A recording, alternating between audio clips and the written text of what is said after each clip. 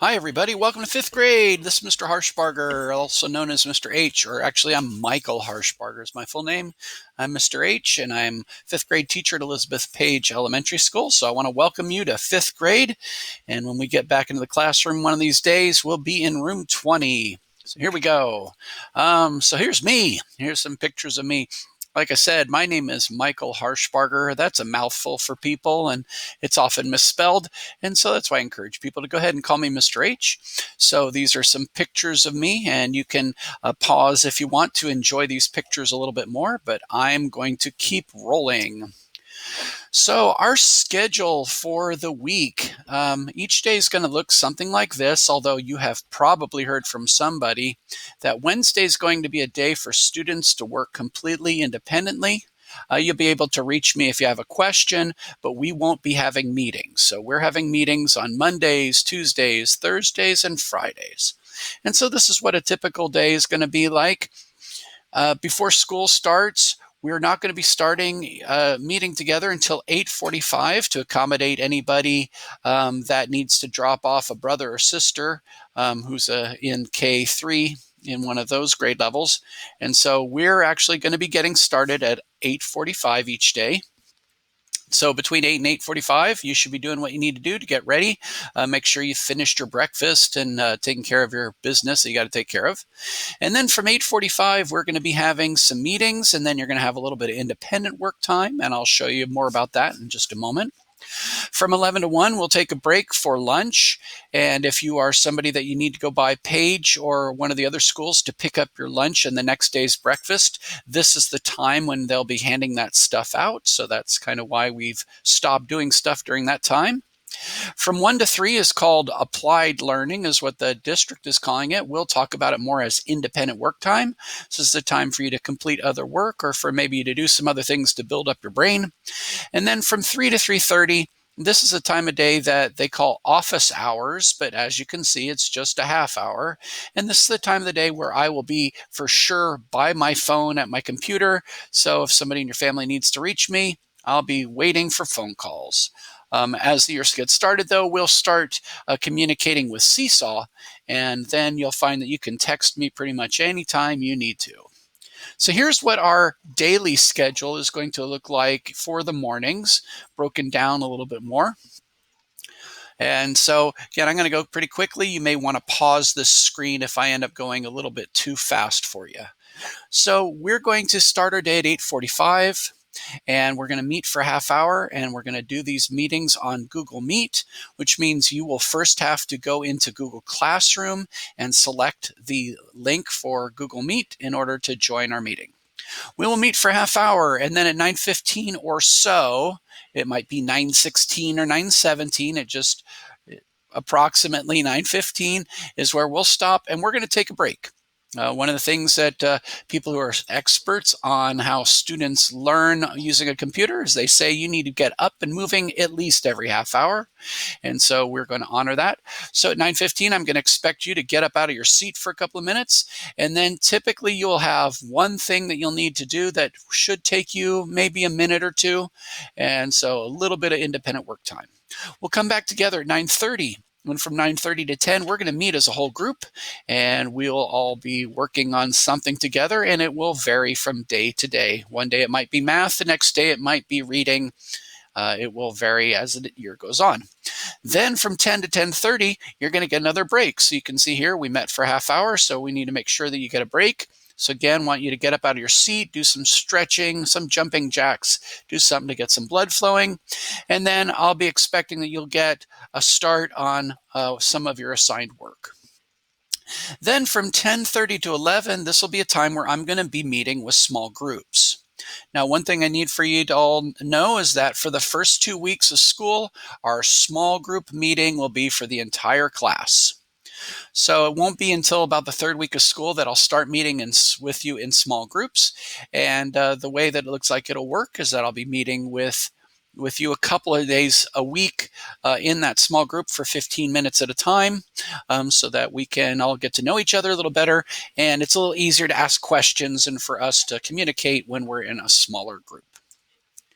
So there's a whole bunch that's new this year. And so whenever you're doing something that's new, it's completely natural for you to have all sorts of questions, to run into all sorts of roadblocks and things that you're confused by. So you can see here, there's a whole bunch that's new for you and for me. So we'll have questions that we'll have to wrestle with together. So please reach out to me if you have questions. You're going to see in Google Classroom, we're going to have a place where you can park questions. And as the year gets going, we'll be able to use Seesaw and also email and phone for you to be able to contact me with your questions. So some general expectations for students look something like this. So I expect that my students are going to be friendly and kind to their classmates and their teacher. I'm not asking you to be best friends with everybody, but I am asking you to be friendly. You're going to need to be able to follow the expectations for the meetings and the different things that we're using. At each time that I go over a new set of expectations, I'll be sure to post those so that you can find them on Google Classroom later on if you want to review them. But you'll discover we'll go over them lots and lots and lots so that you won't forget. You need to be on time to our meetings, as our time together is very limited.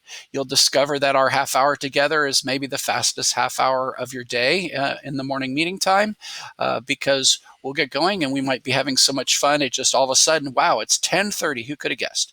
Or whatever time. So please make sure that you are on time.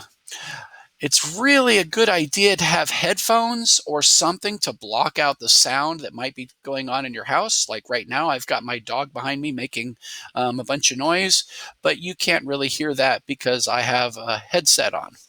You don't have to have a fancy headset, though. Earbuds would work just fine, but something so that you have something that will help you focus on what's in front of you on your computer and not on the other things going on in your house. That's very helpful for students.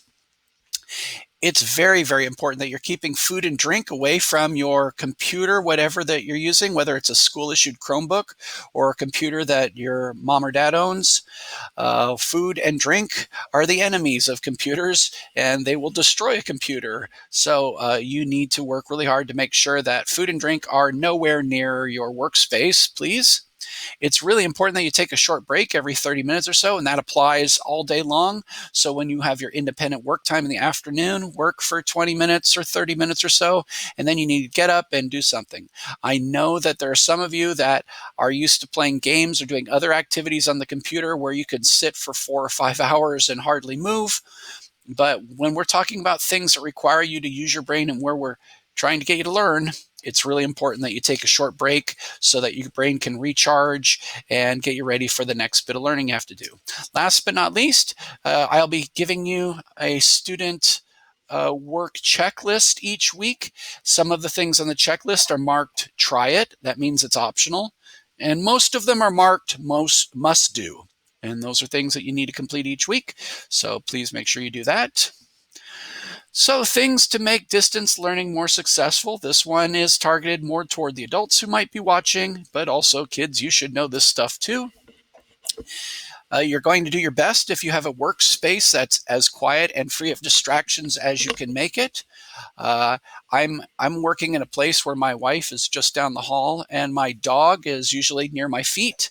And so I can't make it so it's distraction free, but I can make it so I can concentrate. And that's our goal here.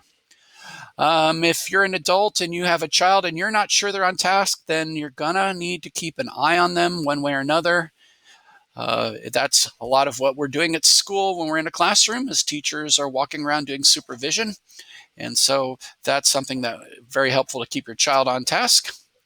It's important for you to check on your child's progress to make sure that they know what they're doing, that they've gotten it done when they say they've gotten it done. So one thing that you can do is when your child tells you that they have completed an assignment at school, when children come up to me and say, Mr. H, I'm done with math, usually what they hear from me is, oh, show me, please. And that's because I want to make sure that they follow the directions and understood the work they were supposed to do. Also, you'll have the opportunity to check on a student's work completion through Google Classroom. And so after the year gets going, adults, you'll be invited to be able to look at your students' work completion in Google Classroom. So you could be looking out for that email coming in a week or so. It's important to have a consistent a routine, a daily schedule for the things that you need to do. And this is probably going to be different for every single family because we all have different needs, different time for meals. We all have different people in our households. But this is something that each child should have their own particular schedule. And so working this out and maybe posting it someplace is a really good idea. And last but not least, as I said before, there is so much new that's happening this year. So please reach out to me if you have any questions or concerns. I'm here to help. That's my job. Last but not least, how you can reach me. So at some point in the not too distant future, we'll get the adults signed up on Seesaw so that you can send texts to Mr. H, to me, and I can send text messages to you. But in the time being, you certainly can send me an email to reach me. I'm checking my email all day long, so this is a really good way to reach me. If I'm sitting at my desk at home, you can call this phone number, and that will ring the number on my computer. But I have to be at my desk in order to receive these calls. So if I'm not there, you'll have to leave a voicemail. And then last but not least, as I mentioned before, there will be a place in Google Classroom for you to post questions as they come up. Well, that's a little bit about the start of our year and a little bit about me. I can't wait to see everybody on Monday. So have a great weekend and see you soon.